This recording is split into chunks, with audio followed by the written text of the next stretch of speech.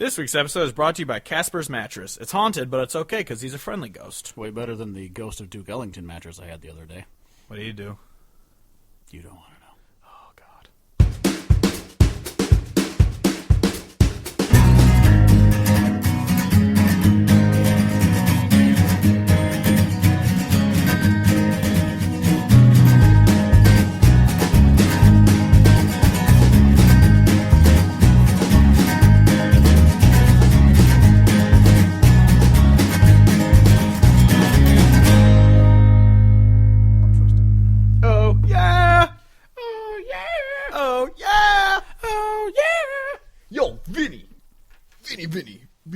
Vinny. Yo, baby bro. Baby bro.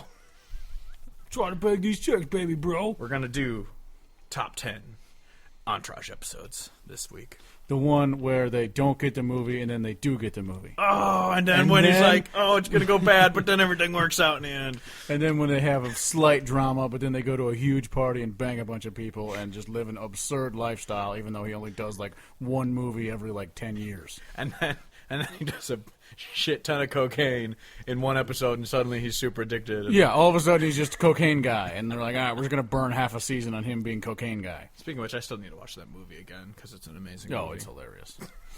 It's so funny.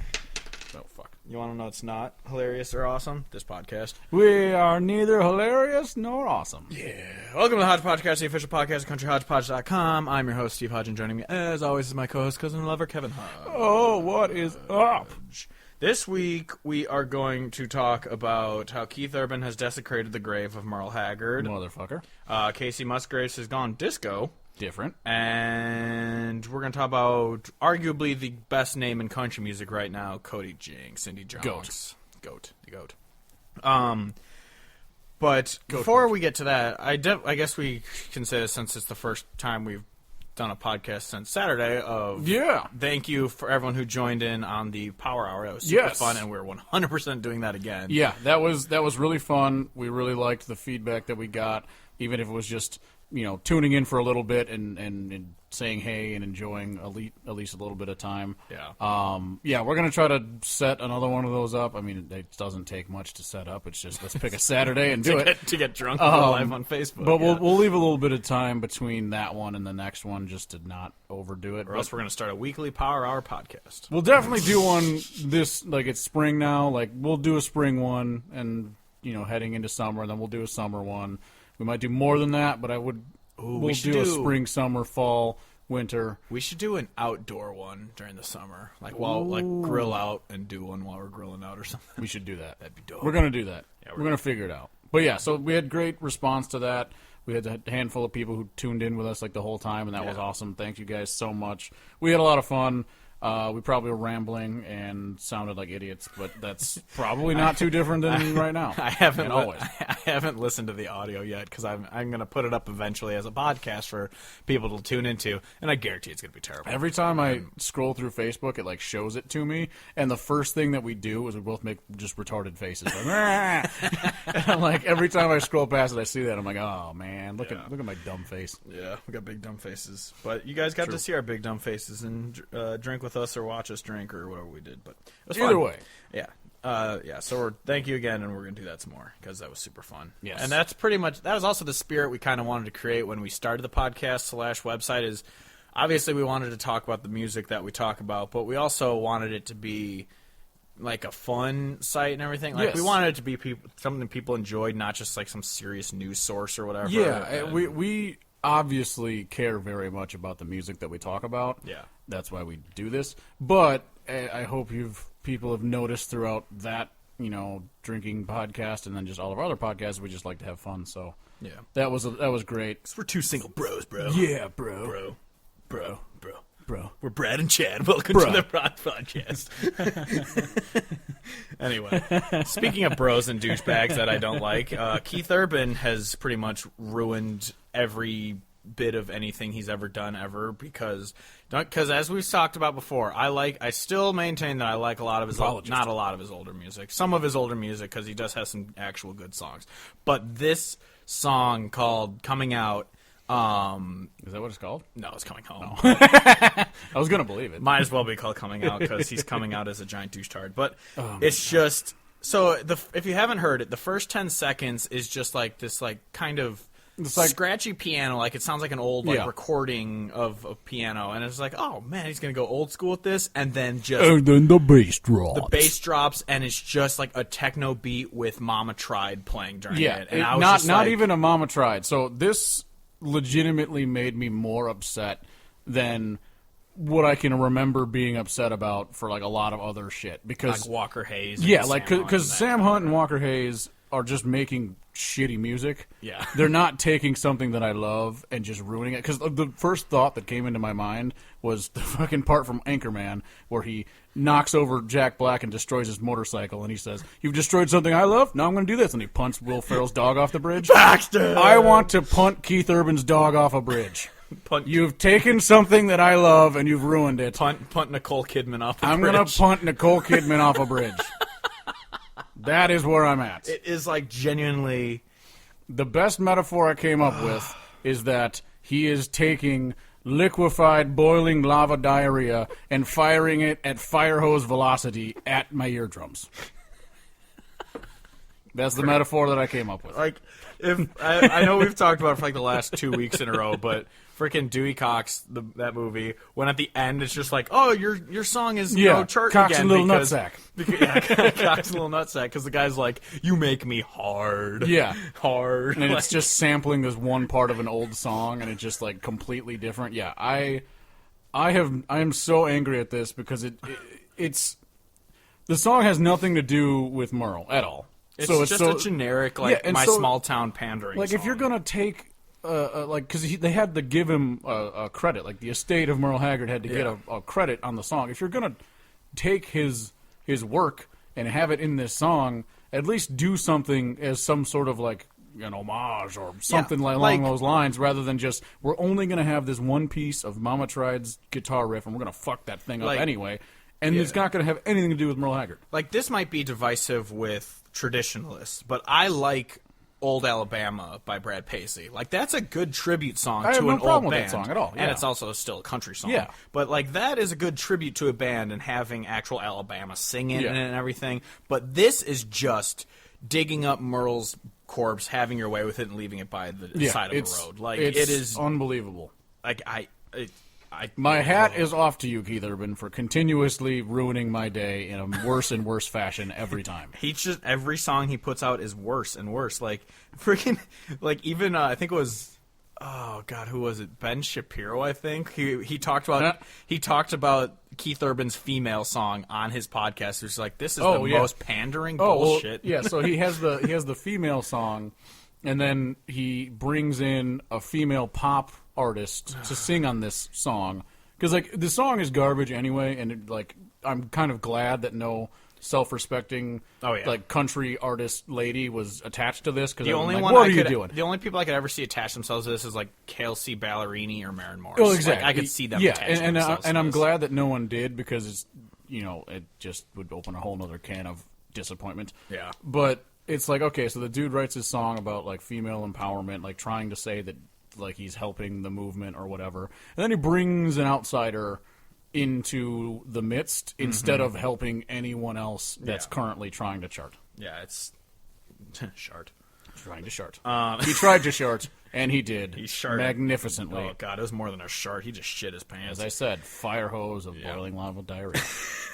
Exactly. High velocity eardrum explosion. But another genre, not country song that's, well, it's not a terrible song, is Kacey Musgraves' High Horse. She released that today.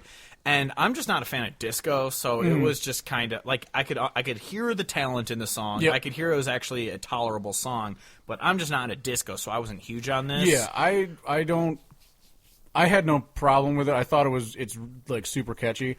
I probably won't listen to it that much. Yeah, it's a shame she's stepping away from country for it. Yeah, what I thought about when I listened to this was, if she had not already released Butterflies and Space Cowboy, I would be like, oh shit, what is this album going to sound like? Cowboy. Yeah, because I love the song Space Cowboy. It's really, really good. Yeah. And so since she's already done that, and then High Horse comes out, it's like, okay, It's not a country song. It's definitely like a disco 70s It is type. a genuine disco song. Yeah, and like it's trying to do that, and it does it very well. Yeah. But if that was the first single, I'd be like, okay, is this whole album going to be completely different? It would be a very scared Yeah, thing, so like I have no problem with it at all, and she's still great, and I'm still very excited for the rest of the album. I had a conversation with someone on Twitter today about it, and I was talking about like, well, it's not surprising that she's kind of stepping away from country, because you can see it from two ways. Either one, the country is just not accepting her like mainstream, and she might be trying to branch out to get more listeners, which is kind of a sellout thing. Or it could be that she's felt like she's been constricted under the country belt, and now she wants to make what she wants, and it just happens to not be country. Yeah, I think she's just branching out, because I feel like this happens with a lot of artists when they hit a certain level of fame where you're like. She's like she's won Grammys. She's got I don't know how many 100,000 followers on Twitter and shit. Like she's done well enough that like she could basically write out a comfortable life. Like she could write out in the sunset now on what she's done. Yeah. So now everything that she's doing is 2 albums. Yeah, and so basically she's playing with house money at this point. So I feel like this happens with a lot of artists where you're just like, I don't need to do this to like pay bills or anything. I just want to make something. I just want to do something. I want to make something, whatever inspires me. And that's fine. Like, and I used it kind of as a comparison with, like, Taylor Swift. Like, Taylor Swift, she wasn't country from the get-go. Well, like, her first album, you could argue, was kind of country. But she wasn't very, she was leaning into EDM and stuff, like, long before she officially said, like, I'm going pop. And so, like, Kacey Musgraves could be doing that where she's just, like, she doesn't want to be, like, put on that pedestal of just, like, oh, she's going to save country. She's going to save country. So she's just like, no, I'm going to make what I want. Because, I mean, you can tell just by if you follow her on social media that she has, like, that personality of kind of an old soul who likes old kind of hippie-type music. Yeah. I mean, she talks about smoking weed with Willie Nelson all the time. Did you see the engagement, or not, the wedding photos that they had? They had some of their wedding photos were her and Russ and Kelly, her husband. They were just smoking a joint in their pictures, and I was like, they're just living life, having she's a huge hippie, so it's not that surprising that she would all of a sudden like want to make kind of a disco type song. Like, it doesn't surprise me at all. If somehow I got super famous at making music, which will never happen because I don't make music, I would 100% hit a point and be like, you know what? I'm just really feeling like this segment of like roots rock, fucking like horns and shit. Like that's I would like, totally be on. Yeah, I hope she doesn't completely step away from country music. True, like, I mean, obviously you can tell that 2 of the songs that are on the album are still country songs, and there's the disco. Like, she's gonna do a little half and half probably, which is fine. But it's not like she's gonna be sitting there like putting out some pop song being like, this is so country and I love country. I don't see her being this that does not feel to me, like you brought up the Taylor Swift conversion. Her thing was very clearly that she was just making more and more pop and music. Because she was becoming so popular, and she was just mainstream. being more and more popular, and so she was just like, I can keep writing this country thing until it's so clear that I need to step away, and when I do step away, I'm already so big that it doesn't matter because I've got a huge following. So and that's what she did. Yeah, so I don't know what's... I'm still very excited for the rest of this album. Yeah, like I don't know what she's doing, but I feel like she's gonna stay country. If she steps away, wants to do other stuff, I just hope that she's not sitting there going like, no, this is country. Like if she's doing that, then I will kind of lose a little respect. I think she's a really interesting human too. So I think she'll. I don't think we have any worries on that front. Yeah, and she's only 29. Like she's just kind of she can still do what she wants. Oh, for she's sure. 29, but yeah. Anyway, moving on to all right. So this is a big episode because this was one we wanted to save until we hit a little milestone, and we were thinking year, but we hit year at episode 47 or 48, which or is whatever. A really weird number. And because we missed a few weeks from various things, we couldn't do it. But Super so we're like, you know what, 50? That's a good number to hit someone big, and so we decided finally we'll go with. Kevin's, I'm guessing, your favorite name in country music. He's been my number one the last 2 years on Spotify. Yeah, and then he's been one of my favorites. Like, obviously, I don't go on artist binges as much as Kevin. Like, Kevin will just dive into an artist, whereas I dive into a playlist. So I listen to a lot of Cody Jinks, but it's among a lot of other stuff. Whereas Kevin will just be like, all right, it's Cody Jinks week. Yeah, no, literally. There's been several weeks that it's been Cody Jinks week, and they've always been wonderful weeks. Yeah, and then he's part of your Four Horsemen list and all that. Yeah, I know that I've mentioned him a million times on this podcast thus far. But I am just a huge fan. I think he's the guy that's making the best music out there right now, in my opinion. I don't think any of his songs are bad, even if there's ones that I don't listen to as much as other songs. I legitimately find value and enjoy every single song on every single album, including the ones that aren't even on Spotify and don't really exist outside of YouTube.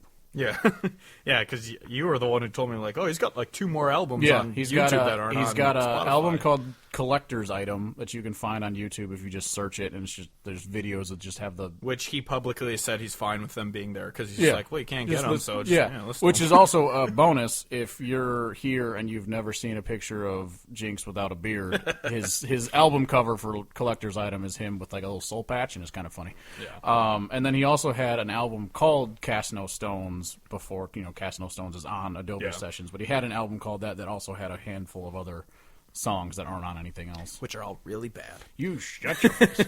But yeah, before we get into the top, we can talk also about, this is just was in the news, that he announced a concert or festival thing. Loud and Heavy Fort Festival. Worth. Yeah. It's going to be in Fort Worth in August. Did I say Fort Worth? I think I did. Work. Work. Anyway, yeah, so he has a festival. Did he announce? He didn't announce any like lineup stuff. No, it was just announced that it's going to happen. I will be following that very closely because if it's great, I would gladly take a trip down to Fort Worth because why not? Fly down to Dallas, Fort Worth. You're right, like it's easy to get to. Why not? Yeah, might as well. If he's in charge of booking the artists, it's going to be great music. Yeah, and also, if this is your first time listening, we've seen him. You've seen him 3 times live, correct? And I've seen him twice because I saw him. We saw him first in Indy with Whitey Morgan, and then we saw him at. I saw him in Peoria. Oh yeah, that was the 3rd time. The 2nd time you saw him at Ripco. Yes. Yeah, and then we saw him in Peoria as well. When I saw him at a bar here in the area that we live in. Which is crazy, all right, because it's not that big of a bar. We've seen Whitey Morgan there, you saw Cody Jinks, and I saw Sturgill Simpson at this bar. Like, it's a small bar, but we've seen 3 huge names at that bar. I am very concerned that he's too big now to come back, but I'm still, like, really holding on hope that maybe he'll come back, because apparently Whitey's played there a bunch of times. Whitey said he's been there, like, 7 times or something. Yeah, so we have this bar that's not... It's just a bar with a small stage, and I saw Jinx there a year ago... winter, something like that. So I mean, he was still huge in my mind because he was amazing and making unbelievable music. But getting to see him in that small venue, like those kind of concerts with an artist like this, like those are just like perspective changing when it comes to music. Because I used to think when I was way younger, like, you got to see them in the big arena because the big arena, like, that's when they've made it. They have the production value. No. When you see an artist who really knows their shit and just is on top of, just everything, when you see them in that small setting, it just blows you away every time. Like, we talked about that, God knows how long, when we did bars versus festivals. Like, we initially said that we just like bars more and then festivals or whatever, but obviously we've changed our mind on a lot of festivals. has changed it a little bit. Yeah, but still seeing artists in a bar is so cool because it's just a small place that it's much more intimate and it's awesome. But yeah, so it's insane that you saw him at such a small bar, especially because 8 Second Saloon in Indianapolis it's a bar still, but it's a big it's like bar. a actual venue type bar. Yeah, it is huge. And then we saw him at, obviously, Peoria. He was the opener. He wasn't even the headliner. But he's going to be the headliner this year. Which we already vented about. But the fact that no one knew his fucking songs because they were waiting for Aaron Lewis. I wanted to get in fights with people. 1, because people didn't know who Cody Jinks was. And 2, because those same people were going apeshit for Upchurch, the goddamn motherfucking piece of shit redneck. That is an atrocity. It should not happen. Yeah, that's. And if you're listening and you're a fan of Upchurch, consider your life choices. Yeah, please reconsider your life. Yeah, consider them, and then change them. All right, so we can hop into the top 10. Before we hop into the top 10, I've just forgot to include this on my list before we made the list, so I'm doing it as an honorable mention. Also because it's not technically a Cody Jinks song. He just covered it and put it on Spotify, and it's amazing. But I thought he wrote this. I thought this was written by Ed Sheeran or whatever. I thought that one time. But no, Wish You Were Here.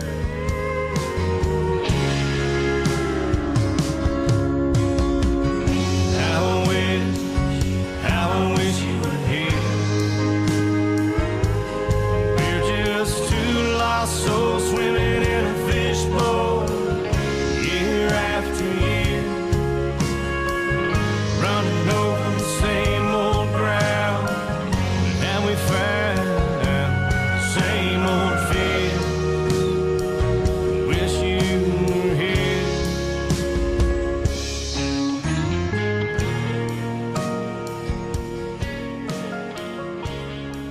Pink Floyd song, obviously. I hope you know that, obviously. Also an Incubus song. Completely different song, but same title. Exactly. Which is the better one. Obviously. But, no, like that song, I don't know if you saw it, like Ed Sheeran played it at like some concert. And like everyone thought that it was the Justin Bieber thing again? I can't remember what it was, but like Ed Sheeran played it, and everyone was just like, "Oh my god, I love Ed Sheeran's new song," and everyone's like, "It's Pink Floyd." Yeah, there's. I feel like there's so many of those moments where kids are like, because since kids have the ability to get so much content at their fingertips with the devices, but they don't like research shit. Yeah, I feel like that happens and all then the time. These big artists do tributes to bands. New artist does play. tribute to someone that they have loved forever or whatever, and then the people are just like, that must be their song. Yeah. So Yeah. But the Cody Jinks one, this version is just an awesome countryfied it's version. great. It's so good. I remember I played it for my dad, and he was just like, "Pink Floyd was the first album I ever bought. This is awesome." I was like, "Yes, it is." Yeah, it's amazing. Yeah, it's very well done. Yeah. But anyway, we'll get into the top 10, though, which Kevin's going to do most of the talking because he's the one who knows every song. Never. But number 10 is Fast Hand. I never meant to be a bad man. I just had a fast hand. Ain't gonna be nothing in hell. I haven't lived through hell. And I'm just gonna walk out and wish you all good night. I never meant to be a bad man. I just had a fast hand. Fast Hand is off of Black Sheep, and Which is an EP. Yeah, and the Black Sheep album, I remember when he was on stage in Rock Island talking about it, he kind of talked about how when he did the Black Sheep album, it was kind of like I think he used the word like musical exodus or something. Like he just kind of got away from things and just kind of made something new and different and just kind of reinvented how he thought about things. And so the Black Sheep album, it's probably my least listened to album with the exception of Fast Hand, because I love this song. I kind of mentioned in other podcasts about, for some reason, I love these songs about, like, you know, fictional murder that's in a song. And so this song, Fast Hand, Kevin loves murder. I don't know. Like, it's just like westerns and shit. I just love it all. And so this song is about the narrator he's got a fast hand. He's quick to the draw, you know, with his handgun, kind of like in the Old West. And some dude challenges him. And he's like, I didn't want to kill him, but the guy was just, you know, wanted to have a piece of me, and then he shoots him and kills him, but no one was there to see it, and so he's gonna go down for murder because there's a dead body in him, and so he's just kind of on the run, and he's just dealing with his demons, and because of what he's done. It's a very country song, and I love it. All of these are very country songs. He doesn't make bad music, folks. Yeah, it's true. But anyway, number 9, She's All Mine. She's that Fort Worth, Texas girl. She's every girl in the world. She's all mine. She's all mine. The devil tells me lies most every night, but I don't wander through the darkness. She's my life. This is probably my favorite love song by him. I know you like No Words. Yeah, because I was there. This one, and then No Words. and well, I'm just getting to a point. Okay. Yeah. Go. No, but with this one, yeah. So this is a love song off of his latest album. I was shocked when I was looking at your list that you had so much from the latest album, despite it being a very good album. Yeah. But my favorite love song off of that album is No Words, and so when you had She's All Mine on there, I was just like, I mean, respect, but also I like the other one better. Respect, but also fuck you. Also, you're wrong. You're wrong. It's wrong. But yeah, you can tell by the song title, it's just a love song to his wife, and it's just like, yeah, she's all mine. Yeah, I think, you know, especially with the latest album, you can kind of tell throughout his albums that the production value has been getting better and better each time. And this is another one that just has, I don't know, just the players on it just doing really good. I like it a lot. Yeah. Number 8, Somewhere in the Middle. But I learned more on the freight docks, driving forklifts on the 3 o'clock a.m. shift in the wintertime. Man, it got cold. Selling guitars on the West Coast, going hungry, chasing ghosts around and around we would go. And I saw it all tending bar at night, treating saints and sinners right is a good thing to do all the time. You never know who you're talking to, but always know who's watching you. Keep your feet moving straight down the line.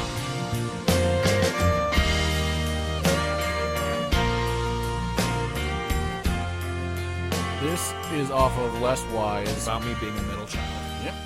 Somewhere in there. I'm somewhere in the middle. No one really knows or cares.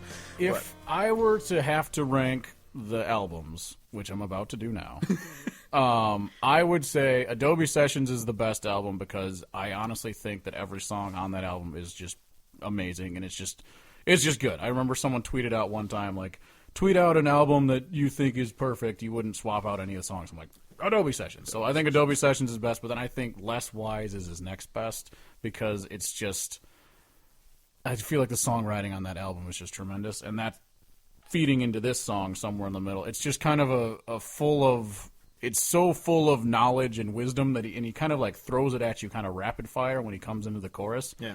But I just love how the whole sentiment is, he like went to college for a year, but then like wasn't feeling it and just kind of went out into the world and just like started to live life and learn things. And he says he learned way more doing all these, jobs to, work just enough to get by, but not, lose your life in your work, and then also, treat people well, and all these things that you learn through just basically living life, like actual life, rather than going to college and doing that other stuff. And just the way that he learned, and just, basically saying that being somewhere in the middle, on the socioeconomic bracket, and also just, on feelings about things, not going too overblown one way or the other, and just kind of sitting in the middle is just fine. And I just think it's really, really cool sentiment, especially for like on your first album dropping a song with this kind of weight behind it. Yeah. I think my favorite album, it's like a tie between Adobe Sessions and I'm Not the Devil, because those two are just amazing. Yeah, I think Adobe Sessions is just too damn good. Yeah, it's so good. But speaking of it's not on that album, but Give All You Can, number 7. When you give all you can, when you give all you can, when you give all you can, give some more.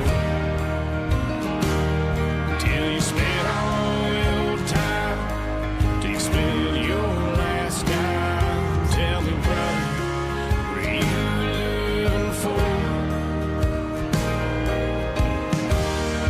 What are you living for?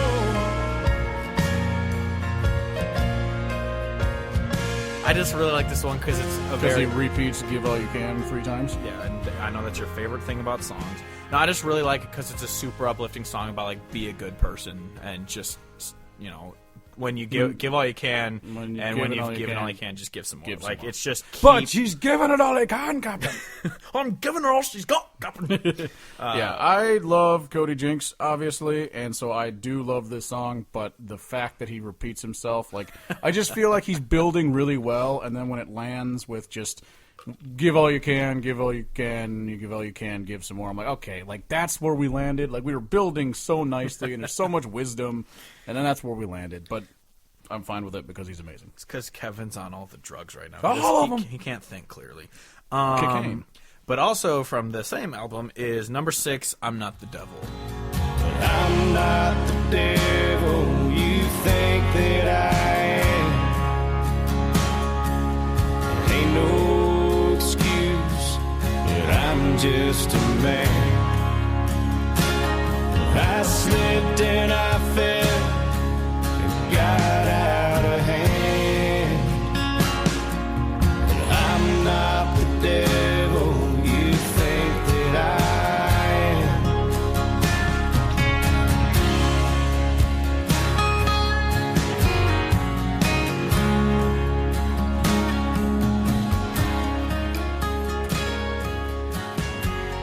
This song is just, it's a cheating song. It's tremendous. And it's just about a guy who's just like, I know I fucked up, but I'm not like this terrible person you think I am. Yeah. I fucked up. I'm not going to lie about it. I know I did, but I think you should try and see it in you to forgive me. Yeah, Like, he says, I'm just a man, but I really like that It ain't no line. excuse, Yeah, but and I like the line because it's not saying I'm just a man like men just cheat. That's what we do. It's Yeah. kind of more I'm human. I'm flawed. Yeah. I ran into this thing and it says like I got out of hand and Yeah. shit went down. And just if you're willing to wait, I'll prove to you someday that I'm worth the wait. Yeah. This one, I do absolutely love this song, but after seeing, so he wrote it with Ward Davis. After seeing Ward Davis perform this live, I like As Ward a piano Davis. ballad? It's a piano ballad when he does it, and when I saw him do it live, I like his version better. It's yeah? it's just as a piano ballad. It's just yeah. Well, as Check it someone out. who's never seen Ward Davis live, He does have the Ward Davis version is on Spotify. Go check it out. is it piano on there too? Oh, And it's I really haven't fucking checked good. that Yeah, out. it's really good. I've listened to a lot of Ward Davis, but I haven't gone deep into his. Oh, discography Ward Davis yet. is one that people know. need to dive Yeah, into. he's because one he's amazing. he's one I need to listen to more. I just haven't because I listen. There's a to lot of hair between Ward Davis and Cody Jinks, and it's glorious. Whitey Morgan. And Whitey Morgan, oh yeah. They're all hairy beard men. And Tony Martinez. Yeah, he's just a hairy tank top man. Anyway, number 5, Mama Song. Hey, I'm doing alright, Mama, I'm okay. I know your late night talks with Jesus have helped me on my way. I know it wasn't always easy raising my father's son. And your son will be alright if the shows keep coming. This old guitar and me are still strumming. I know you always do, I always took it way too far. But I'm doing alright now, Mama. I'm doing alright now, Mama. I'm doing alright now, Mama. I'm doing okay.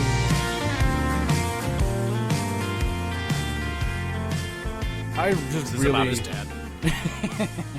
I just really love this song. It's just the premise is kind of simple. Where he's talking about how, he's just talking to his mother before shows. Like he's just saying like he's writing this song to talk about like to thank his mom because he like calls his mom before shows and she's like his original supporter in every way and she's always there for him. And him being him, he knows that he's kind of freaked her out before and like you don't have to. I mean, he's just saying you don't have to worry about me. I'm doing okay. I'm doing this and I'm gonna be all right. And just thank you for being there for me. And I just really love it.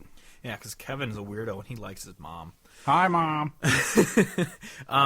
Number 4, Cowboys and Aliens. Wait, Hippies and Cowboys. Raising hell with the hippies and the cowboys. They don't care about no trends, they don't care about songs that sell.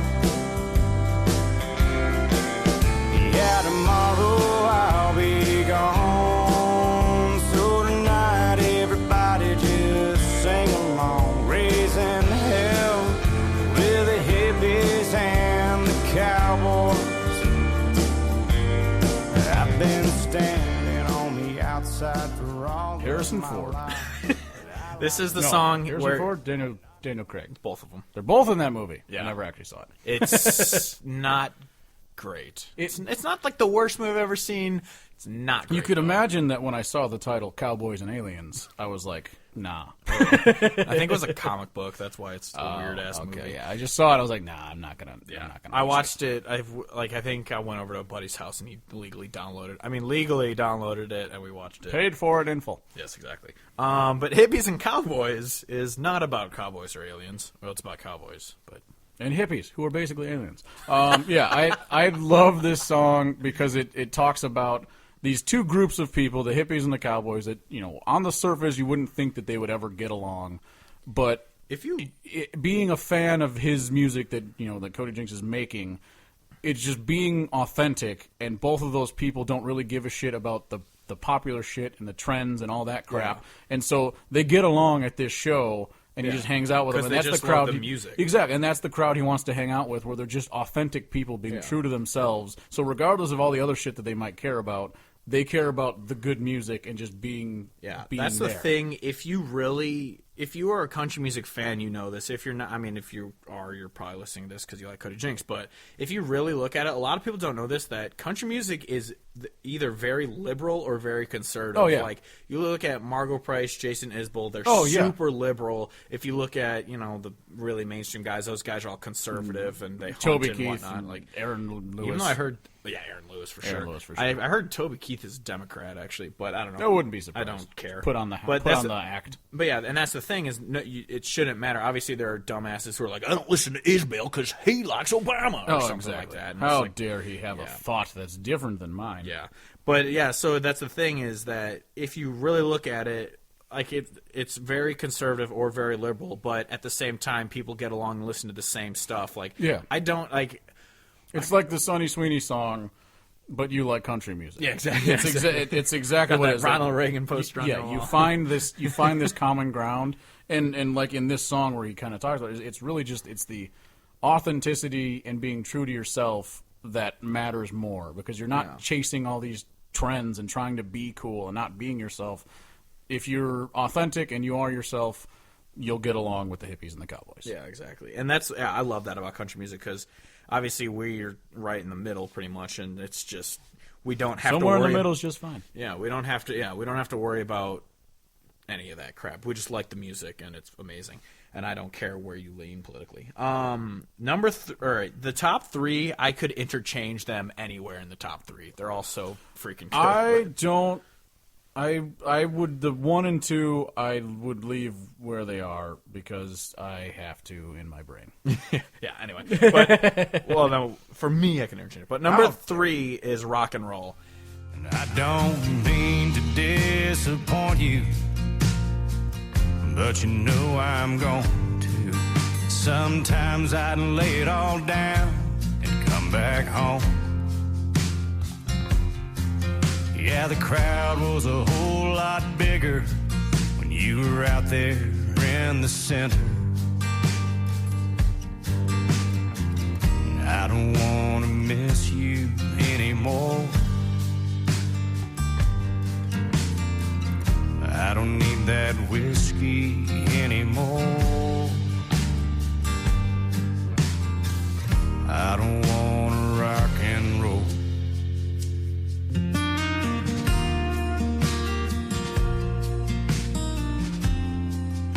I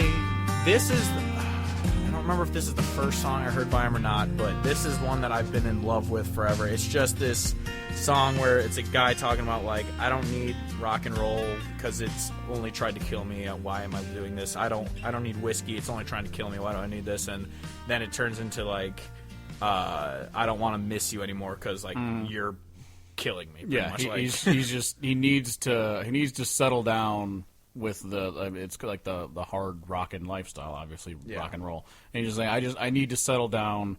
It's what I want to do. All this shit is killing me, and I just, I want to be with you because that is also killing me, not being with you. Yeah, and it's a beautifully played song. Yeah, it's very a somber song, and it's amazing, and it's one of my favorites of his. Another reason why Adobe Sessions is amazing. Yeah. And then number 2 is not on Adobe Sessions, but still really good, is Alone. Well, I'm gonna finish this pot of coffee, and I'm gonna put me another on. Well, I might grab my threadbare Martin and pick me out a song. I know I'll sit right here, I'll smoke one more, and just enjoy the dawn. I'm not angry, I just wanna be alone.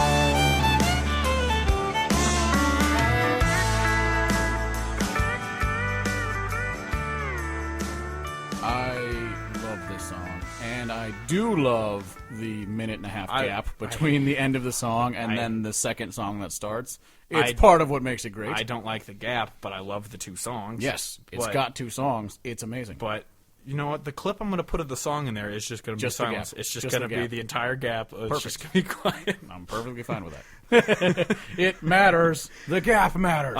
But the song, we could talk about both of the songs that are in it, the Untitled and Alone. Alone is awesome. It's just like about, I feel like it's like him Isn't it about him coming back from a tour? Yeah, he wakes wants up to be... in the morning and he's not angry or upset or anything. He just wants to be by himself. Yeah. He's got coffee. He's got weed. He's just got he's going to pick up his guitar. He's going to play. And just wants to he's be just alone. going to be by himself. And he's just saying like I'm not upset about anything. Like talking to his significant others. Like I'm not upset. I just want to be alone. And I think that's such a interesting song and a great idea because I feel like that's something that a lot of people don't do ever. They don't just take some alone time just to chill. Yeah. And your alone time, just being by yourself and being with yourself, is sometimes some of the greatest times of just introspection, getting over things, thinking about things. And so this idea of just like I am good, but I'm just gonna take some alone time and be me. Yeah, I think it's great. Yeah, and then the second part of the song, after the 5,000-mile gap between the two, is just, I love it because it's just ripping Nashville music and a new asshole. It's just like you're a pop fan, a pop music, and it's just like he's basically just talking to the audience of like a live show where he's just like, thank you for being here, and I appreciate you, and if you don't ever come back, the pleasure's been all mine, and all that shit, and then just the pay is just enough to get his band paid and a little bit of weed and like a 6-pack, and that's all he needs, and he'll be all right. Yeah, and then I just love, because it reminds me of when we saw him in Peoria, where they had that middle stage thing that goes out in the crowd. He's like, I ain't no Nashville pretty boy, I don't go out on that thing. Exactly. He's like, I ain't going out there. I was like, yes. Yeah, and so it's just, I love the song that it's just like, I'm just doing the music, I make music, I am not one of those pretty boy Nashville guys. Yeah. This is just the music. Yeah, and I love the line about the music where just like, I never claimed that it was anything,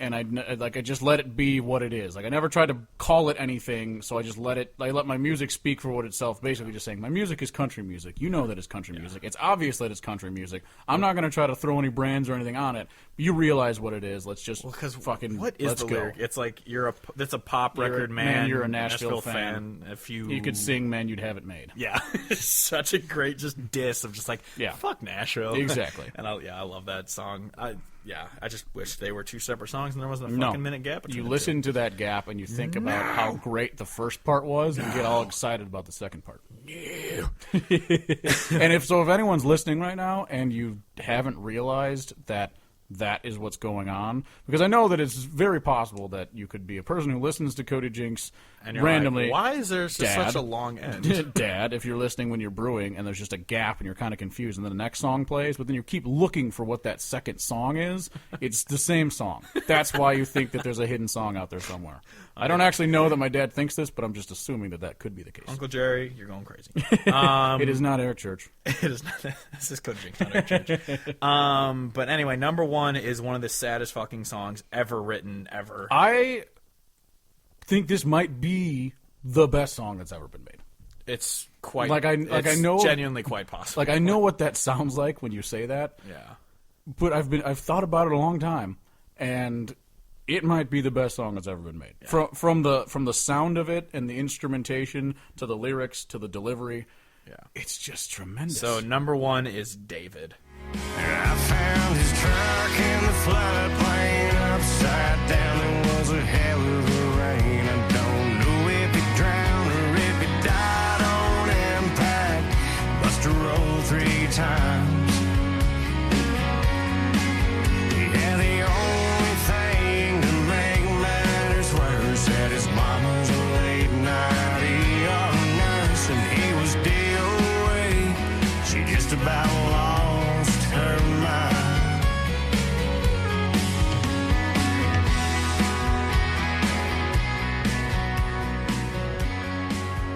It's just This is the saddest it gives fucking you song ever. fucking goosebumps. It's just if obviously you just heard part of the clip, but because I'm going to put the chorus in where it talks about Spoilers. Yeah.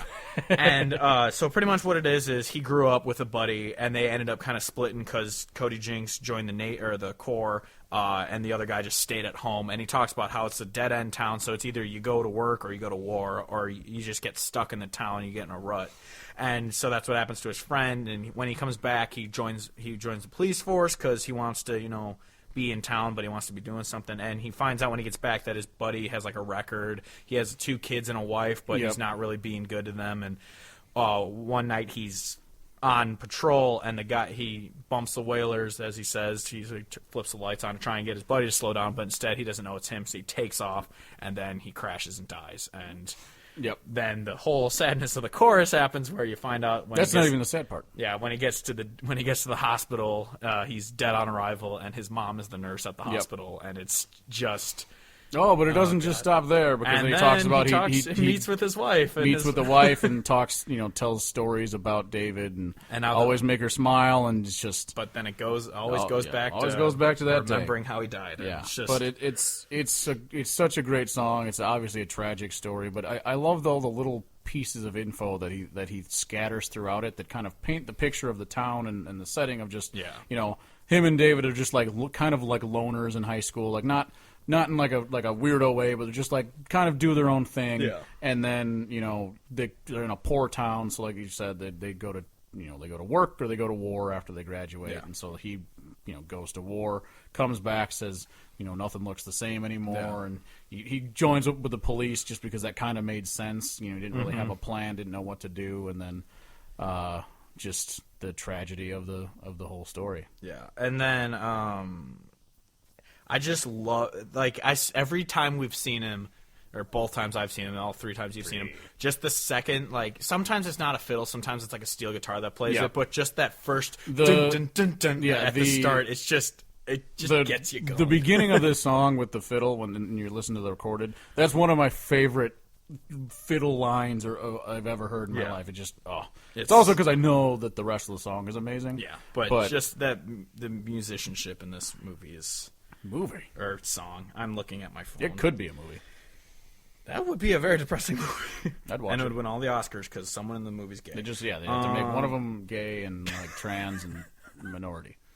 David's a black guy. All right, nailed it. There we go. Oscars. Anyway, so do we have anything else to say about Cindy Jonks? He's the best. Yeah, I don't know how to say it. Even though he's not the person I listen to the most, because I just kind of listen to everything, I genuinely do think he's probably arguably, obviously, the best name in country music right now. It is. He is the one I do listen to the most. I listen to a lot of shit. Don't get me wrong. Yeah, he's just the one that I will go back and binge the hardest, the most, and then listen to the most often. I will go out of my way to throw on David a lot. Or Rock and Roll, or Alone. He's just amazing. Yeah, and all of the albums are good. Obviously, we have a lot of songs in this top 10 are from Adobe Sessions and I'm Not the Devil. Yeah. But Less Wise, and then Less Wise being remastered or redone with redone with updated players on the instruments and him re-singing. He's got also Whiskey Bent and Hellbound on Whiskey there Bent and Hellbound and Family Tradition. I'm pretty sure. Isn't it Family Tradition? I don't remember. I think so. I listened to the Hank Jr. versions, but it's all amazing. So listen to it all basically, and then also listen to Ward Davis because they play a lot together, and he's great. Yeah. Yes. 100%. So moving on to the music of last week, there were 2 albums and a EP. Yeah, that came out. First album that came out was Scotty McCreery, Seasons Change. It's just kind of 90s country sounding, which is decent. But overall, it's just kind of an okay album because, he co-wrote all the songs on it, which is the first time he's ever done that because obviously after American Idol, they were just like, you have to do this. Oh, yeah. I think part of the American Idol deal is that you have to sign a contract with them. Contract. It's good contract. You make good money. I will take the money, but you don't get to be yourself until... Yeah. And so that's the thing, and then he got dumped from his label, and the big thing is that he came back and got #1 with 5 more minutes, and then now he has his album out, and it's a safe album. He wrote the songs, but they are kind of generic. They're not great, but... if you like Scotty McCreery's voice, it is a country album. I'll give him that. He is country, and his voice is good. So if you like that, it's worth checking out. It's not going to be your favorite album of the year. Unless you love Scotty McCreery. But, I'm sure it's someone's favorite album of the year. Someone out there. But next is Trixie Mattel, or Matt, I'm guessing Mattel, One Stone. That is just a really good Americana folky type country album. It's phenomenal. I haven't listened because I've been busy, so I haven't listened to it since it came out, but it's really good. EP from Kevin Daniel, Myself Through You, phenomenal country album. It is straight country to the bone. I love it. And then Craig Campbell had a single come out which means his album might be coming out eventually. Finally, his album "See You Try." It's not his best song, but I'm it is afraid for the album. Yeah, it's not a great song, but it's not bad. It's just, but I like kind of the message of it. It's just like, no girls ever, held me down, but I like to see you try. Like, and it's kind of yeah. I'm a rambler. I don't know if he actually says that word in there, but I wouldn't doubt if he did. My recommended songs for Friday's new music is Dan and Shay, Thomas Rhett, Jason Aldean, and Kane Brown, and Old Dominion. I'm going to blame you for that somehow. I don't know how that's what I've recommended. I mean, I guess it's the Scotty McCreery that's on there. But, yeah. Anyway, so that came out last week. Definitely check out Trixie Mattel and Kevin Daniel. They're both really good. Scotty McCreery if you want. Craig Campbell if you want. What have we been listening to, Kevin? I was going all over the place until I was really into Cody Jinks, obviously. But I was, again, like last week, I said I was listening to a lot of Nathaniel Rateliff's album and then Little Feat because they're awesome. Yeah. And kind of kept that going. Yeah, I actually last week I got back into Sam Outlaw because when I was working behind the bar at my second job, which is super fun, minimum wage, baby. I just get bored back there, so sometimes I just turn on my phone. I start playing music, even though I'm not supposed to. But rebel, fuck them. And Sam Outlaw came on, and Tenderheart came on. I was just like, oh my god, I forgot about how because I haven't listened to Sam Outlaw really in that long or in a while. It's been a long time. And then one of my coworkers came over, and I was just like, listen to this. And I just put my phone up to her ear, and she's just like, I really like that. I'm like, you're damn right you do. And so I started. That means you have taste. Yeah, exactly. And so I started listening to Sam Outlaw a bunch, and I love it. Yeah, he's great. But yeah, that's it for this week. You can find us at countryhodgepodge.com. Obviously, maybe one day we'll update the website. You can find us on Instagram, Facebook, and Twitter at Country Hodgepodge. On Spotify, you can follow Hodgepodgecast Picks, where every week we put up the songs we talk about on each podcast, as long as they are on Spotify. It has a lot of songs on there so far from 50 episodes. Kevin's Picks of the Week, you can find that through a link on the website, or if you search the username Donkey Factory, one word. Also, every Friday, you can follow Friday's New Music, where I post. You can find it on Twitter, because I post it every Friday of the newest music, like we just talked about. Where you'll be recommended to listen to Dan and Shay and Jason Isbell. Actually, really good recommendation, but yeah, Jason Aldean. You can buy one of our dumb shirts on the website through a link. It just says store. They're sweet, and all the proceeds go to me because I'm poor. The Steve Poverty Fund. The Steve Help Me Quit My Second Job Fund. You can find me on Twitter at CHP_Clifftron. You can find Kevin on Twitter and Instagram at CHP_Charge. Please rate and review the podcast on iTunes. Help us be found, and maybe more people can listen to this. Something attacked my neck. Something bit me. It's a great movie. You're a great movie. Oh. But that's it for this week. Next week we're going to be talking about Sam Hunt. We should have done him for 50. Should have done him for 50. Should have done him for 50.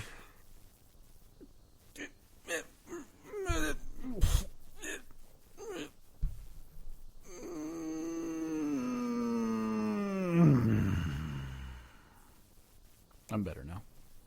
So until next week, I'm Steve Hodge, as always, joined by Kevin Ash saying goodbye, good night, and good Charlotte. I love you.